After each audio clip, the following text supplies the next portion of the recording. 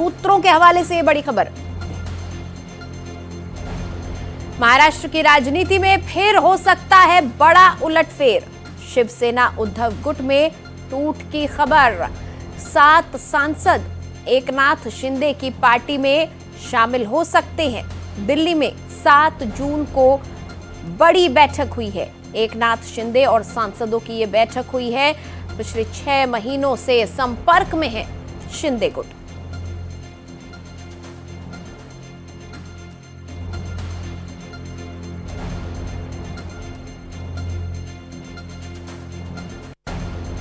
तो देखिए, एक और बड़ी खबर महाराष्ट्र की राजनीति से आती हुई दिख रही है। अभी और फूट पड़ सकती है। बड़ी खबर आ रही है, महाराष्ट्र की राजनीति में फिर से बड़ा उलटफेर होने वाला है। शिवसेना उद्धव गुट में एक और टूट की खबर है।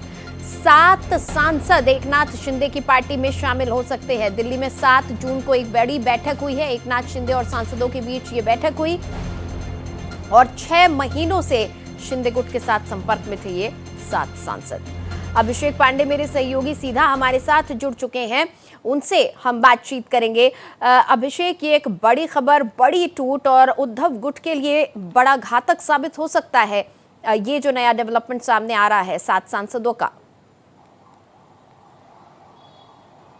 देखिए, बिल्कुल जिस तरीके से उद्धव ठाकरे के तमाम सारे सांसदों ने 2 दिन पहले जब एकनाथ शिंदे का दौरा था उस दौरान देर रात उनसे मुलाकात की है और मुलाकात में अपनी पार्टी की परिस्थिति बताई है और साथ ही साथ एकनाथ शिंदे ने और शिवसेना ने उनको ऑफर किया कि वो अगर मैक्सिमम सांसदों के साथ अगर वो वापस उनके पास आ जाते हैं तो उन्हें पार्टी की बड़ी जिम्मेदारी मिलेगी या अलग अलग जगहों पर बड़ी जिम्मेदारी मिलेगी।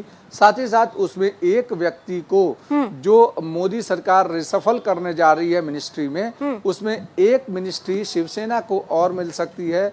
उसमें उस मिनिस्ट्री को उनके हवाले किया जाएगा, यानी उद्धव ठाकरे के किसी सांसद को एक मिनिस्ट्री दी जा सकती है। साथ ही साथ जो दूसरे सांसद हैं उन सभी सांसदों को किसी न किसी जिम्मेदारी पूर्वक वाले पद पर रखा जाएगा ताकि उनका सम्मान रखा जाए। ये ऐसा तब है जब टीएमसी एक तरफ इस पूरे कलह से जूझ रही है।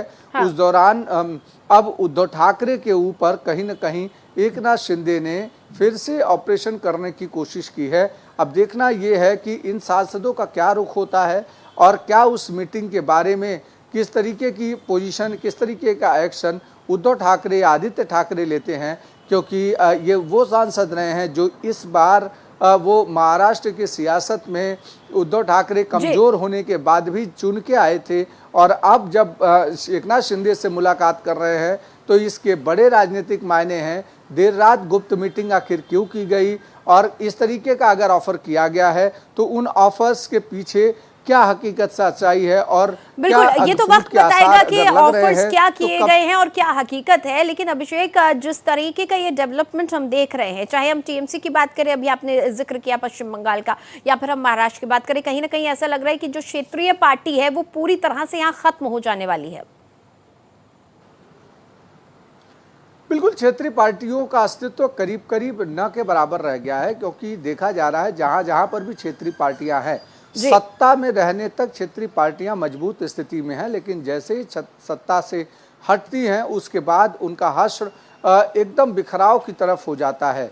उद्धव ठाकरे का हश्र सबने देखा। अभी हाल में पश्चिम बंगाल में जो हुआ कि चुनाव हारने के 1 ही महीने के भीतर किस तरीके की पोजीशन हो गई है टीएमसी की, अलग अलग जगहों पर इस तरीके की क्षेत्रीय पार्टियों का हश्र हो रहा है। इसका मतलब है कि जो एक जो डेवलपमेंट का एजेंडा छोड़ करके जो क्षेत्रीय हित पर या अपने खुद के हित पर जो इकट्ठा आने वाली पार्टियां हैं उनको कहीं न कहीं अब ये झटका मिलता हुआ नजर आ रहा है। चलिए, बहुत शुक्रिया अभिषेक इस पूरी बातचीत के लिए।